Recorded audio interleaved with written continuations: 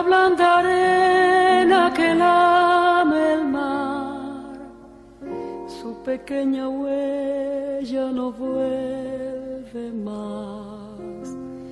Un sendero solo de pena y silencio llegó hasta el agua profunda.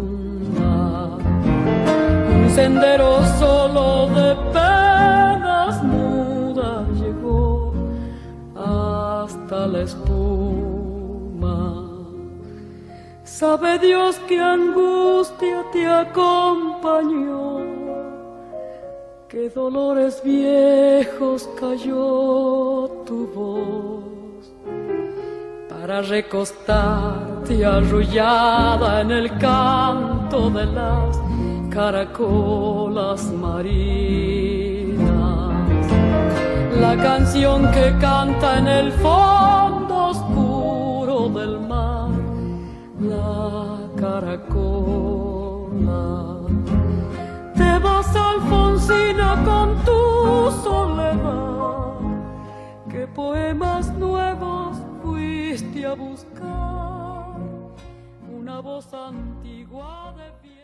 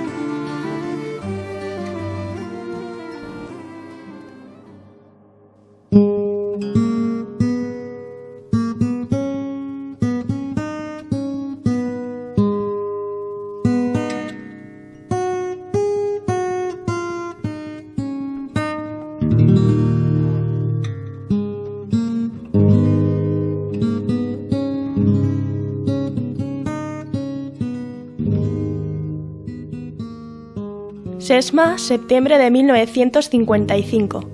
Mi querida Alfonsina, no han cambiado mucho las cosas desde la última carta que te mandé.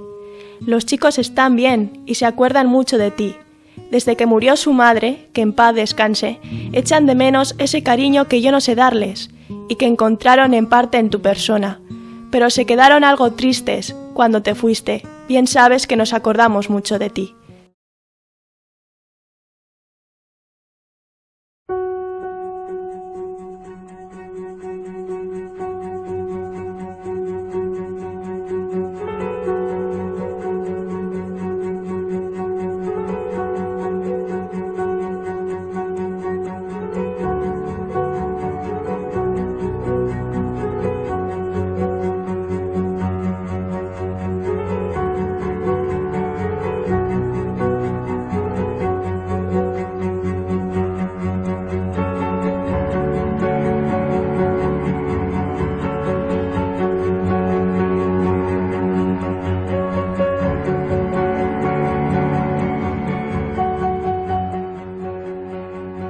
Ahora, en este tiempo de finales de verano, recoger esparto para el invierno es la labor principal.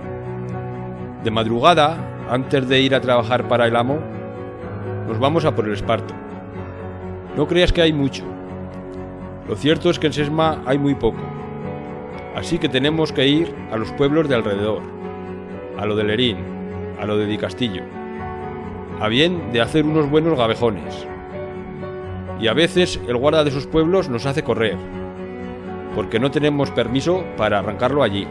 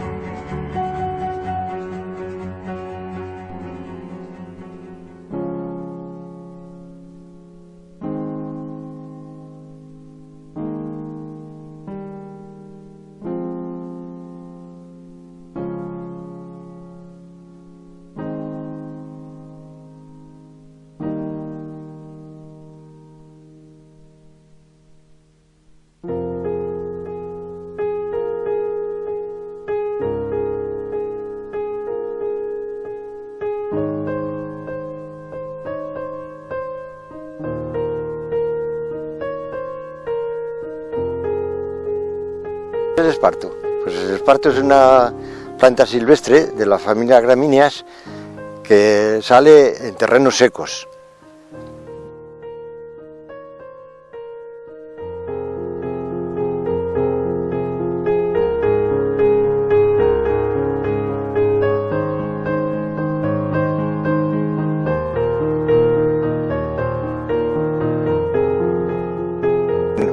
¿Qué proceso lleva el esparto? Pues el esparto hay que arrancarlo en el campo, se pone a secar y después se hacen unas manadas donde se lleva allá al almacén. Una vez seco y está almacenado, cuando hay que majarlo, que majar es ponerlo en una piedra grande con un mazo de madera y después pues dejarlo bien para que las mujeres puedan hilar.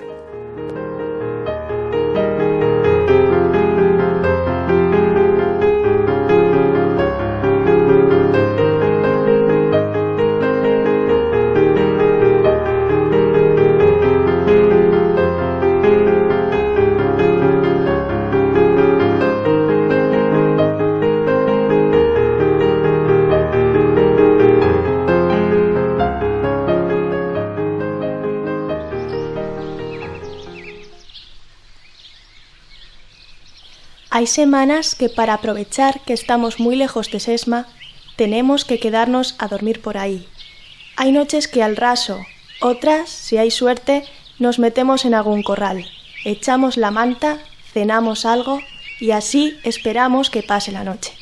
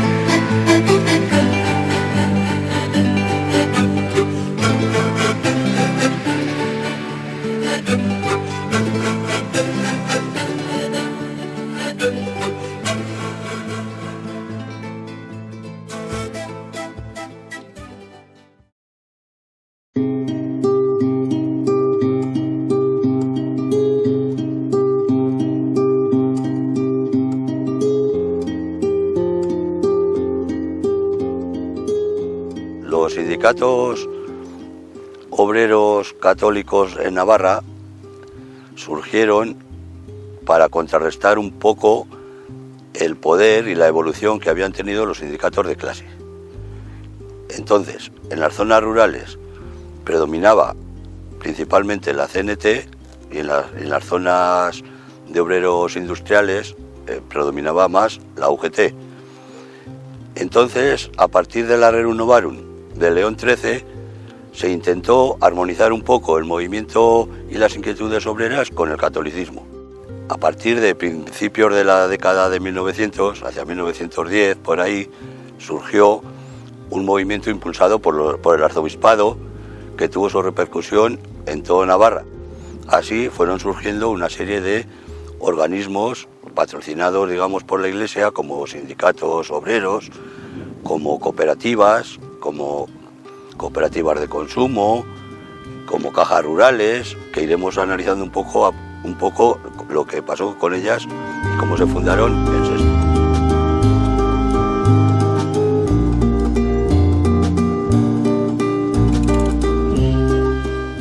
Bueno, ¿y cómo era la venta del género que se hacía? Pues se creó un sindicato de esparteros donde se llevaba allí el género y ellos se encargaban de su venta. Como hemos dicho, en Sesma se crearon este tipo de asociaciones también, con el párroco que había entonces, don Segundo Arriaga, y quiero decirlo claramente porque la gente está confundida también con don Juan Redín, que fue un cura posterior, que vino hacia 1920, que siguió con esta obra social, pero que no fue el iniciador. Y entonces crearon el sindicato de esparteros en el año 1914, cuya finalidad era la compra del esparto y luego la venta del producto elaborado. Este sindicato de esparteros hubo una junta promocional fundacional, y luego había una junta que se cambiaba cada 2 años, que estaba formada, pues como todas las juntas, generalmente por un presidente y un vicepresidente, 2 vocales, tesorero y secretario. Y en esta asociación, igual que en las otras, un papel fundamental era el papel del conciliario, que era el párroco, que lo proponía la Junta, proponía al párroco como conciliario al arzobispado, y claro, lo hacía, y era prácticamente el que manejaba los hilos de todo. En este sindicato de esparteros no entraron toda la gente.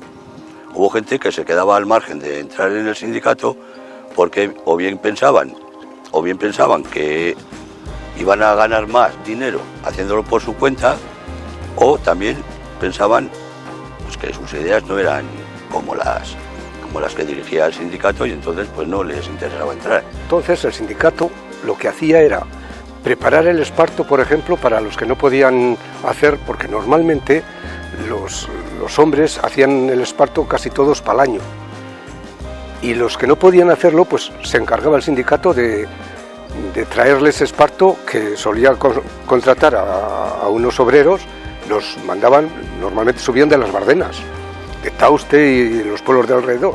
Pues el sábado bajabas y con el recibo que te daba el encargado ibas a la cooperativa y allí te pagaban.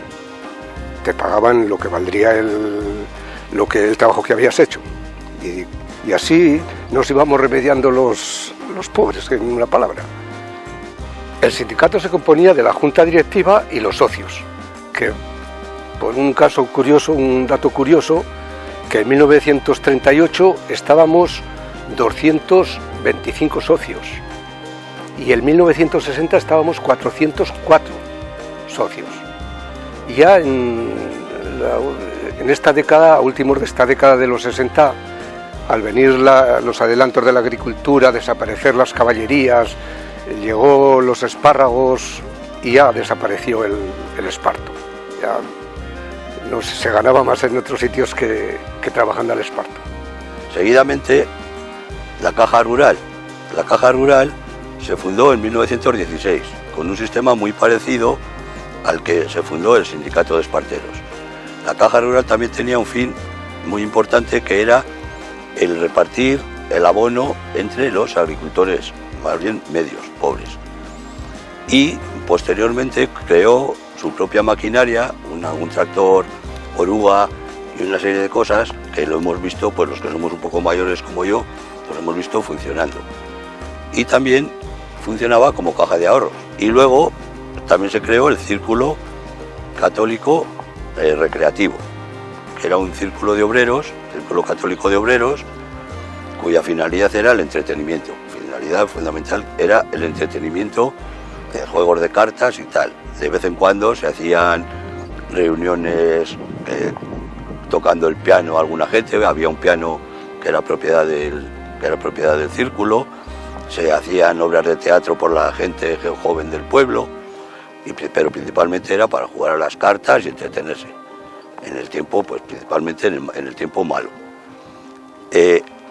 También se le dio un uso, vamos a decir, un poco partidista, porque en época de elecciones y demás, pues ahí se daban las charlas, las conferencias, los mítines, un poco de los partidos, en fin, un poco acordes con la ideología de la Junta del sindicato y del círculo.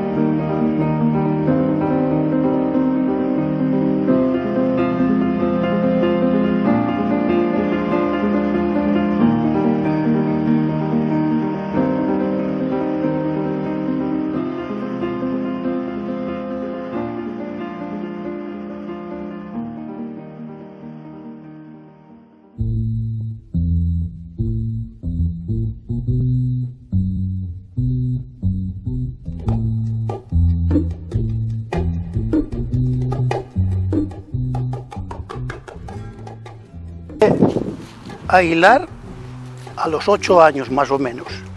Hilaba cordeles para que mi padre cosiese serones, forjas, esteras, etc.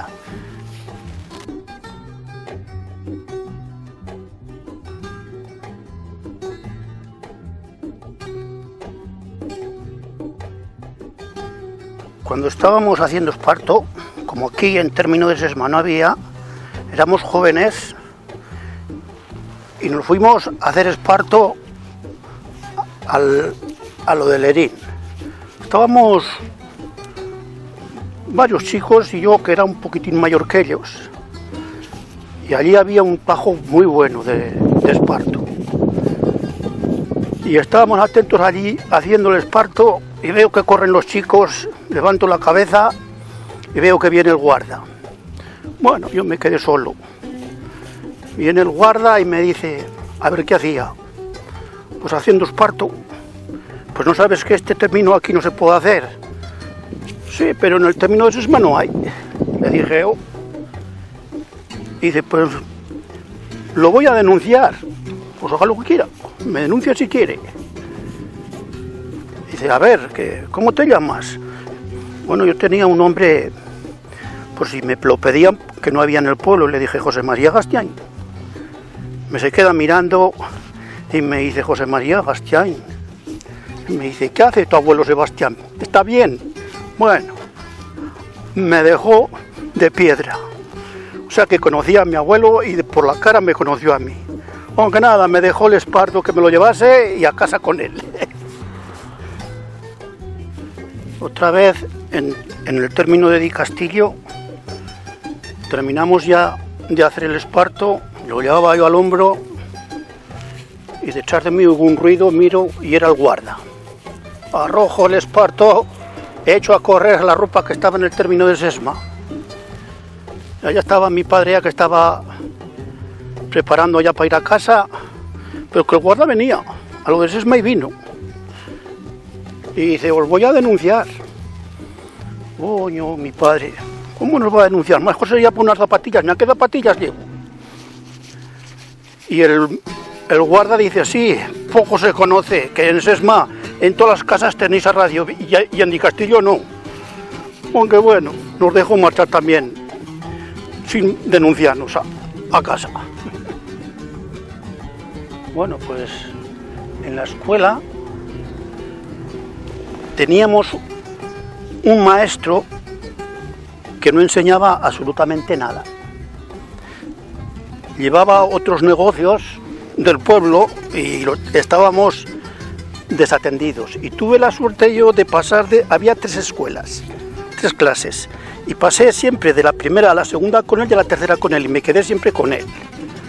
Y yo, y muchos como yo, hacíamos escapa a menudo que a veces hasta 3 meses seguidos, sin arrimarnos a la escuela. Así que después, cuando ya teníamos 18 años, tuvimos que ir a la lección particular para poder defendernos un poco por el mundo. Respecto a la educación en esta época, y también tengo que decir que duró hasta los años casi 70, la educación se podía basar en tres pilares, por decirlo de alguna forma. Estaba, primero, la separación por sexo, niños en un sitio y niñas en otro, totalmente distinto. Incluso las niñas daban algunas materias como bordar o coser o cosas de estas que claro, los niños no daban. Por otro lado, estaba muy importante el absentismo escolar, que la gente faltaba mucho de la escuela, hacían novillos porque había trabajo en casa y se quedaban trabajando en casa, siempre que hicieran falta, que era la mayoría de las veces. Pues mucha gente apenas pues, sabía leer y escribir, debido a este absentismo, que la mayoría de las veces sus causas estaban en el trabajo que tenían en casa. Y otra cosa que podríamos decir es que había una educación, pues vamos a llamarla ultracatólica, y a partir de después de la guerra también vamos a decir que era un poco derivada hacia principios del movimiento. Y entonces en las escuelas pues se rezaba el rosario continuamente, pues todos los sábados, al entrar y al salir de la iglesia se rezaba, los sábados se cantaba el carasol y otros himnos digamos, patrióticos, entre comillas, y todo esto, pues, daba lugar a que la gente, aparte que estaban masificados dentro de las escuelas, había muchos alumnos para pocos maestros, la gente saliera, pues, digamos, relativamente mal preparada. Otros trabajos que hacíamos también, pues era la vendimia y también ir a echar abono a las fincas a mano, las fincas del amo, no nuestras. Sembrar, íbamos a sembrar también con ganado, todo lo que daba entonces la tierra. Y cuando era pequeño, 6 años más o menos, era el cabrero del barrio. Cogía todas las cabras de los vecinos y las bajaba a la dula, que se llamaba, y me pagaban 50 céntimos por cabra a la semana.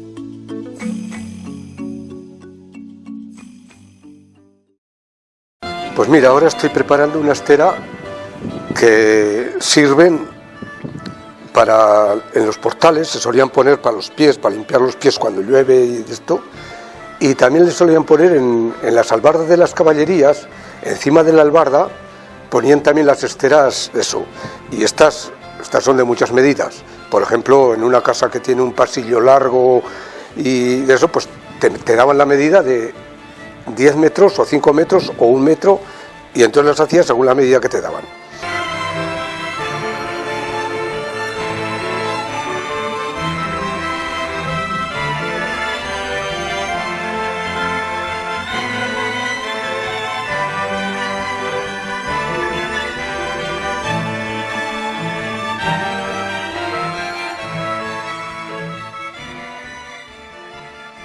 Una vez terminada la estera, pues la caña, se saca la caña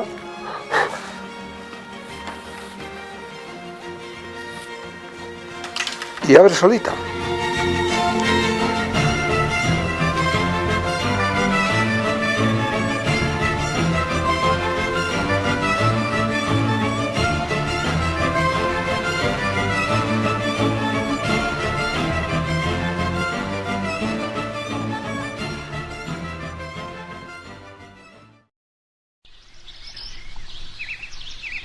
Gracias les puedo dar a tus tías y vecinas que nos ayudan a hilar el esparto, y así yo puedo coser los serones y alforjas un rato por la noche con lo que ellas hilan de día.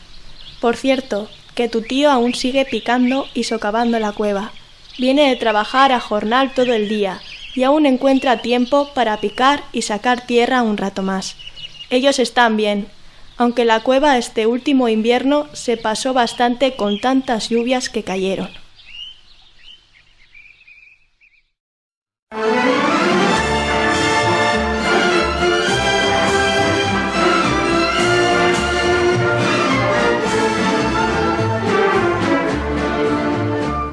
En Caiti, en la bizcocha, un café de marinero, y en el café hay una niña, color de lirio moreno, color de lirio moreno.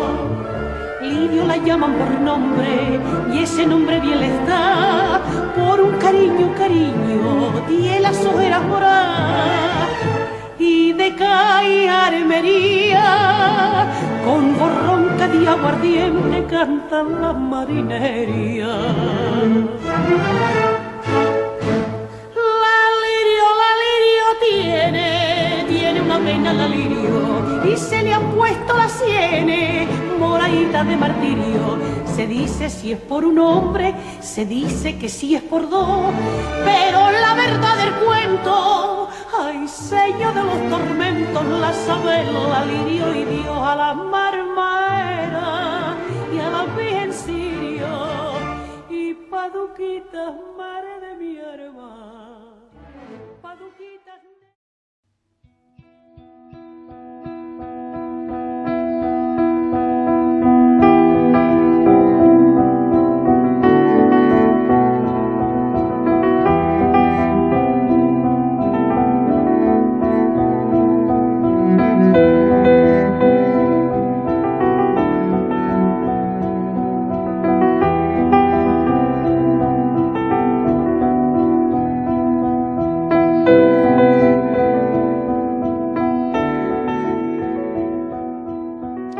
Quisiera detener este instante, barnizar el paso del tiempo, como si fuera un navío encallado, abrir una senda entre los juncos y atravesarla prendida de tu mano, imaginar un bosque sin senderos que se bifurcan a lo largo de la vida, creer que tu cintura no es un atardecer robado por una indolente luna de finales de agosto.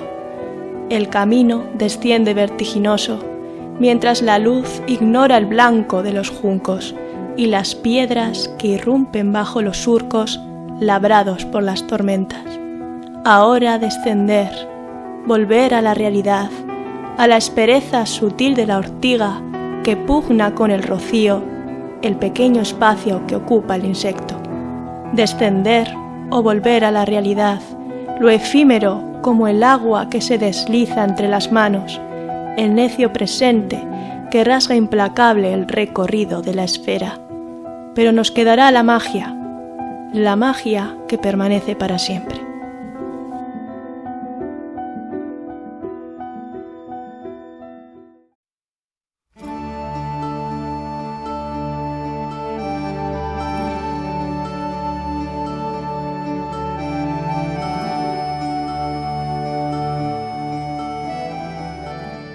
De pequeñitos estábamos todos en casa porque éramos todos de familia numerosa y nos reuníamos alrededor de los padres viendo lo que hacían. Y con 5 añicos ya cogíamos el esparto y nos lo poníamos en las manos, que otra cosa que estrujarlo no hacíamos, pero bueno, lo hacíamos. Para cuando tenía 5 años ya juntaba las vetas y empezaba a hilarlas. El trenzado lo aprendí con 17 años. Esto no me enseñaron mis padres. Había pocas que sabían hacerlo. A mí me enseñó la señora Marina, vecina mía. Y después a confeccionarlo, pues una misma, con el curso, lo va haciendo.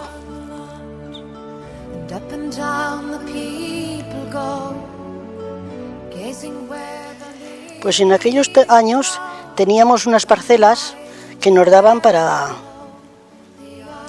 para sembrarlas y de ahí pues sacar para el pan lo que sería, dependía del año. Se recolectaba y ese trigo se llevaba al molino de la fábrica. Entonces el molinero nos daba la harina respectible al año que había habido. Si había buen año teníamos más, si había malo pues teníamos poco, pero así nos remediábamos. El panadero venía después a las casas a recoger la saca de harina. La recogía y se la llevaban. Entonces nos entregaban, para justificar, en vez de dinero, pues unos bonos de cartón, como aquí menciono,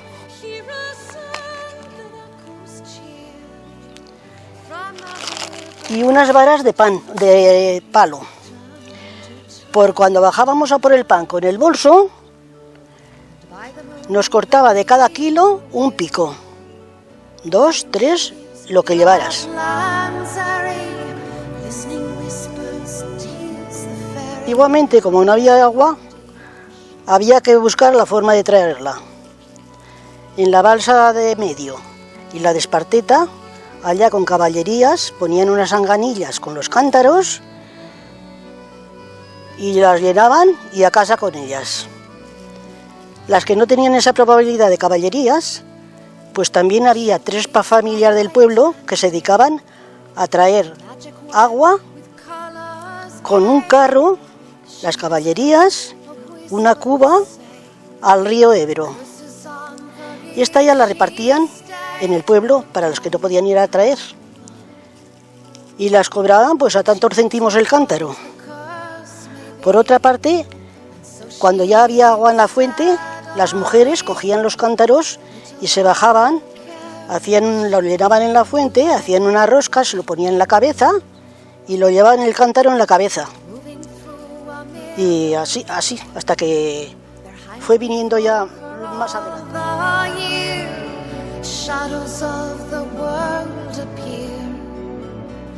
Cuando ya hicieron el lavadero, pues bajábamos todas a lavar a la fuente con jabón hecho de casa. Y muy bien, conforme íbamos lavando, lo íbamos jugando, tendíamos por el hierbín alrededor y había mucha ropa ya que se secaba y la subíamos a casa seca y limpia. Aunque también había unas prohibiciones. También en ese lavadero no estaba prohibido lavar la ropa de los enfermos graves, contagiosos. Y los colchones, que eran de lana, se lavaban también de los enfermos cuando se morían. Pero no podían bajar a la fuente, se iban a lavar a la fuente de las pilas. Portar, según mi experiencia, no sé si se puede aportar mucho, porque era tan distinto el convivir antes al que se convive ahora, que teníamos trabajo, sí, y mucha sencillez. Y sobre todo, lo que más aprendimos, la asignatura de respetar a los mayores, cosa que ahora está un poco olvidada.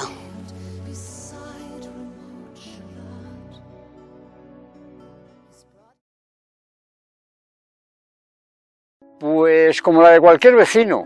Normalmente el médico llevaba la vida exactamente con arreglo a los modos y maneras de la gente del pueblo. Y en este caso particular, yo como soy nacido en Sesma, mi periodo de médico, que ya vine aquí con 37 años hasta que me jubilé, en total 29 años que estuve aquí, pues era normal. La vida normal, yo conocía a la gente me conocía a mí, por lo tanto, lo que yo hacía pues era, excepto mi trabajo, lo demás era la vida como exactamente los demás habitantes. Las enfermedades infecciosas era el plato más difícil del médico porque los medios que teníamos entonces eran escasísimos, prácticamente aún no existían los antibióticos y por lo tanto el arsenal terapéutico era bastante corto. Había, sobre todo, depende también de cada pueblo en qué se desarrollaba su industria, ¿no? Por ejemplo, aquí en Sesma, que había mucho ganado, de ovejas y de cabras, caprino y eso, pues era frecuentísimo las fiebres de Malta. Las fiebres de Malta que duraban muchísimo y no había otro tratamiento que la cama, la paciencia y la vacuna que había. Y a esperar lo que la naturaleza que tenía el hombre y la voluntad de Dios ocurriese. Luego había también fiebres tifoideas y paratíficas, que en aquellas eran muy peligrosas y tampoco había antibióticos para combatir el germen que lo producía. Había también que asistir, también ginecólogo, asistir a partos, asistir a abortos. Enfermedades del corazón también, enfermedades del pulmón, pulmonías, eran terribles, se daban muchos casos de pulmonía y entonces los tratamientos era fortalecer el corazón cuando fallaba un poquito, y esperar el famoso día 9, creo que era, o 7, que es cuando la pulmonía hacía crisis, que quería decir que los leucocitos iban limpiando los alvéolos pulmonares a los que ya podía entrar más aire, y entonces empezaba la curación. Se moría bastante gente, ¿no? Luego, pues ojos, chinos que saltaban a los ojos, la piel, en fin, todo tipo de enfermedades, y los elementos terapéuticos eran muy escasos. Los niños, entonces ya se empezaban a las embarazadas ya se acostumbraban a pasar por la consulta médica, se les hacía la medida de la pelvis para ver si podía haber alguna dificultad luego en el momento del parto.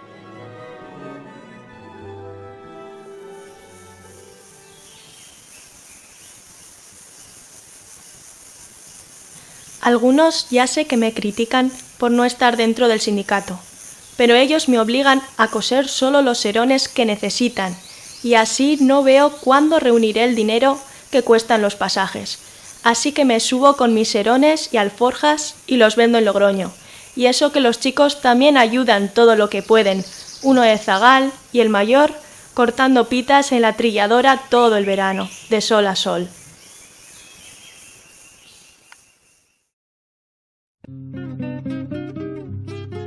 Espero que te encuentres bien y que goces de buena salud. Muchos recuerdos para tus padres. Ya sabes que cuento los días que faltan para reunirme contigo. Siempre tuyo.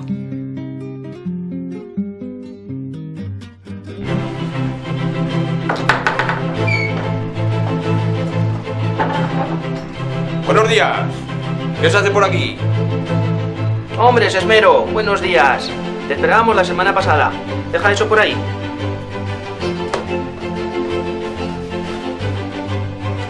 No he podido venir antes. Me lió la cosa. ¿Qué tal, vos, Esma?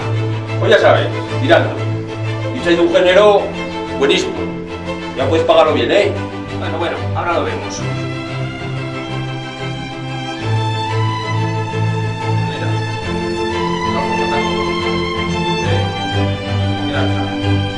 Por aquí dentro, hacerlo una calidad de tiempo.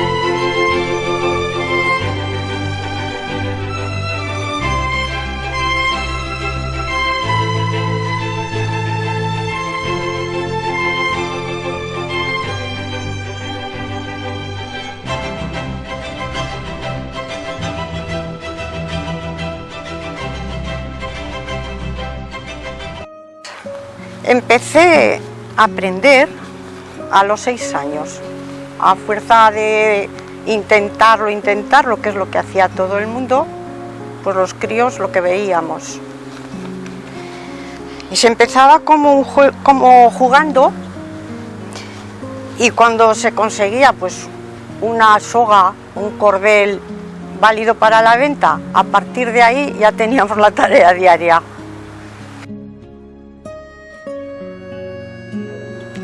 Pues de aquella época os puedo decir que era una época que se valoraba pues todo lo que se tenía y lo que se conseguía. Pues forma de conseguirlo era esfuerzo, mucho trabajo. Y lo que yo más he hecho en falta en este tiempo era, a ver cómo os diría yo, la forma de trato que había. Éramos todos, para mí eran todos una familia. que aún llega hasta estos tiempos la relación de los que quedamos. Pues os voy a contar vivencias que tengo de aquella época. Nos juntábamos las amigas, recorríamos parte de las calles de Sesma, una soga o cordel interminable, y en competición con amigas que hilaban barbaridad, y en medio de bromas, de risas, nos lo pasábamos de maravilla. Pero sobre todo en el invierno eran las noches, el trasnochar que decíamos.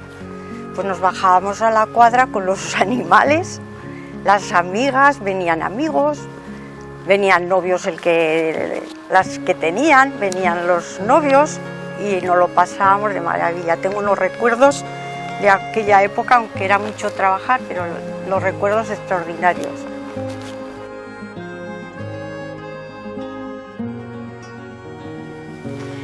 Os voy a contar un poco cómo eran las casas. No todas, por supuesto, pero de la mayoría.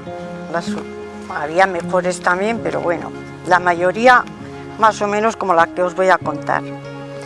Entrabas, normalmente, había una entrada bastante hermosa, la cocina, un fogón, un escaño, una pila, eso es lo que yo recuerdo, con un grifo, una alacena, una mesa tosca que las hacían pues, los carpinteros, 4 sillas. Luego venimos al vajillero, una alacena había, y vasijas, pues de acorde con la casa, más o menos. Que había, pues, algún plato, unas fuentes, unos tazones, unos vasos y poco más, no había más. Dentro de las casas luego pues las camas, una bombilla para toda la casa. Entonces lo curioso era aquello, no había más que una bombilla y teníamos donde íbamos con la bombilla. La pasábamos por un agujero a las habitaciones que coincidía con la cocina, otro agujero que coincidía con la cuadra, que es donde íbamos a hilar, porque ya os he dicho antes, no había calefacción, pues con los animales allí estábamos hilando y bajábamos la bombilla, claro. Eso es lo que teníamos en aquellos tiempos y felices que estábamos además. Voy a explicar un poco cómo eran las escuelas en aquellos años, aunque yo os puedo hablar más casi de los pequeños porque no fui mucho. Entonces, las de las chicas estaban aquí en la plaza, los bajos del ayuntamiento antiguo, y tenía unas ventanas que daban a la plaza, unos váteres, os podéis imaginar, las mesas, como decíamos entonces, se llevan poco con los pupitres de ahora. Eran de madera, había en el centro un tintero, que se usaba pocas veces, y luego pues te daban una cartilla para los pequeños. Como no había calefacción, pues en el invierno una estufa que estaba un poco más en el centro, no, un poco más hacia la maestra. Y había veces que pues te decían, oye, mañana te toca a ti, o al menos a mí me tocó. Cogía un puño de sarmientos, a la mañana madrugaba un poco más y a encender la estufa, que cuando había días malos que no tiraba, pues aquello era horroroso, pero bueno, no había otra cosa. Las materias que impartían eran pues lengua, aritmética, geografía, historia y poca cosa más. Eso era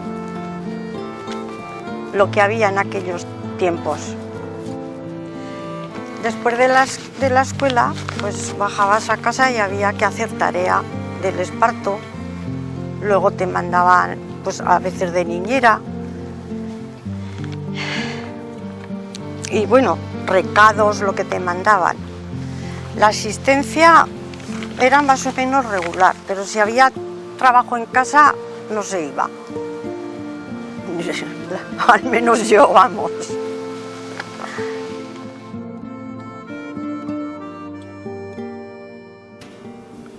Durante la época del esparto y posteriormente también, a la vista de la miseria y de la pobreza que había en el pueblo, como es lógico, los movimientos migratorios pues también existieron en Sesma.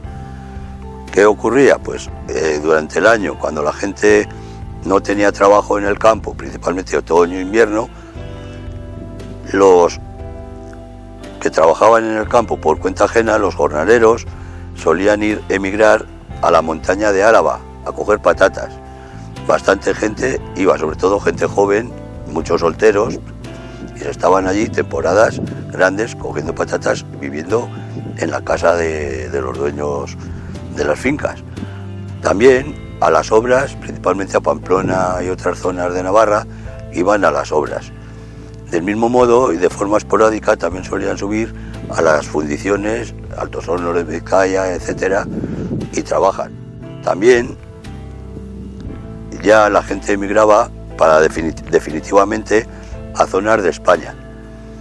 Vamos a hablar de Bilbao, vamos a hablar de Pamplona, algo de Guipúzcoa principalmente. También algunos Madrid y demás, pero principalmente País Vasco y Navarra, Pamplona. También el extranjero no es ajeno a la gente de Sesma. La gente de Sesma, bastantes familias de Sesma emigraron a países extranjeros, algo muy poco por Europa, Francia, muchos de ellos a lo mejor se debía a problemas de después de la guerra, de los republicanos, cosas de estas, y por motivos de trabajo iban principalmente a Sudamérica, países principalmente como Chile y Argentina.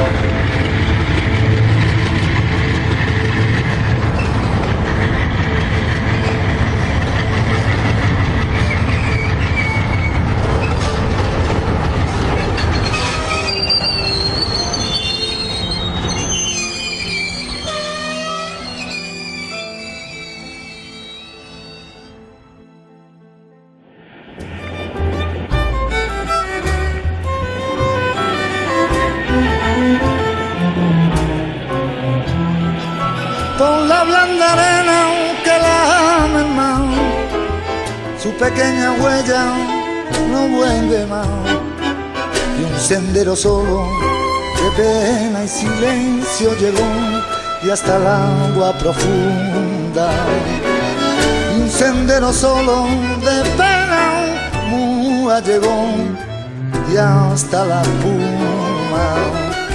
Sabes Dios que angustia te acompañó, que dolores viejos cayó tu voz para recostarte arrullada en el canto de la caracola marina. Hay la canción que canta en el fondo oscuro del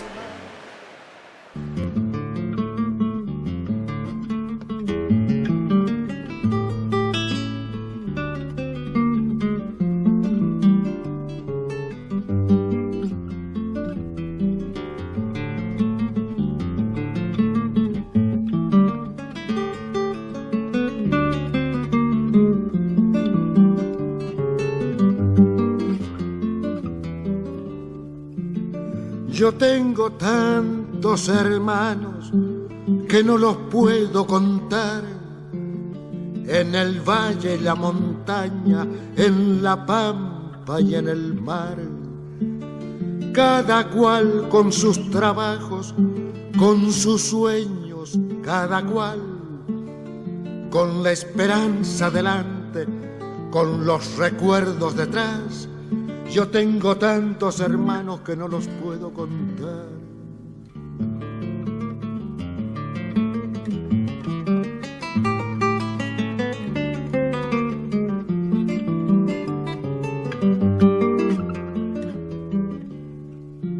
Gente de mano caliente, por eso de la amistad, con un rezo para rezarlo, con un llanto para llorar, con un horizonte abierto que siempre está más allá, y esa fuerza para buscarlo con tesón y voluntad.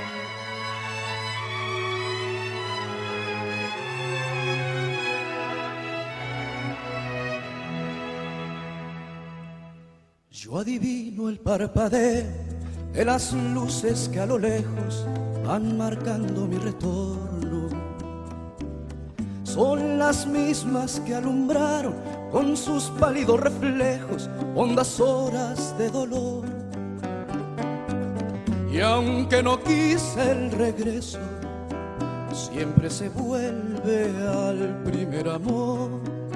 La vieja calle donde el eco dijo: tuya es mi vida, tuyo es mi querer. Bajo el burlón mirar de las estrellas que con indiferencia hoy me ven volver. Volver con la frente marchita, las nieves del tiempo platearon mi cielo. Sentir que es un soplo la vida, que 20 años no es nada, que febril la mirada y errante en la sombra te busca y te nombra. Vivir con el alma aferrada a un triste recuerdo que lloro otra vez. Tengo miedo del encuentro con el pasado que vuelve a enfrentarse con mi vida. Tengo miedo de las noches que pobladas de recuerdos encadenan mi soñar. Y aunque el viajero que huye tarde o temprano detiene su andar, y aunque el olvido que todo destruye haya matado mi vieja ilusión, guardo escondida una esperanza humilde que es todo lo que cuna de mi corazón. Volver con la la frente marchita, las nieves del tiempo platearon mi cielo. Sentí que es un soplo la vida, que 20 años no es nada, que febril la mirada. Buenas tardes. ¿Qué, recordando viejos tiempos? Sí, señora, recordando viejos tiempos. Aquí tiene esta llave que mi madre de vez en cuando se daba una vuelta por la casilla. Después, cuando murió, allí se quedó, en un cajón. Tengo buenos recuerdos de su madre. Lo poco que tenía lo compartía con todos nosotros. Hizo lo que pudo la pobre mujer. Éramos tan pobres entonces. Tan pobres que tuvimos que emigrar, con 2 maletas rotas, a empezar de nuevo, con las manos vacías y en otro país. Fíjate, tanto que estuvimos de críos correteando por estos andurriales, y el otro día cuando nos presentaron me costó mucho reconocerte. El tiempo, señora, no perdona a nadie. ¿Y estos de la foto quiénes son? ¿Que quiénes son, mi niña? Mira, mi padre, mi hermano y yo.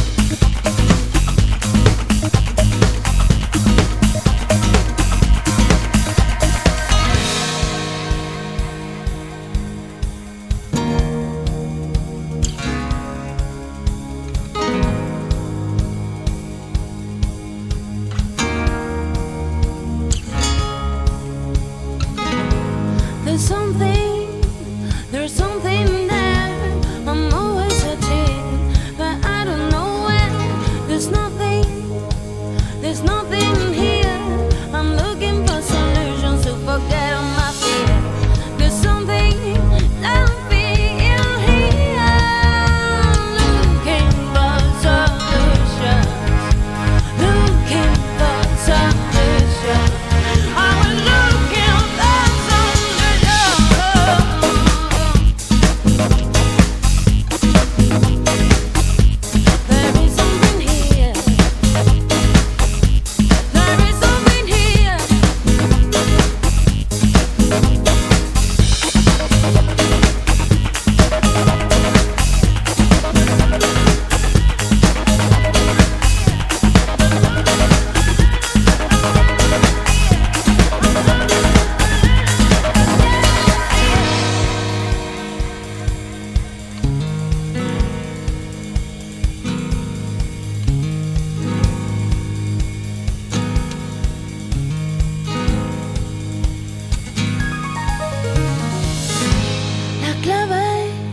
está dentro de ti, el impulso que te lleva a sentir, la llave, la que abre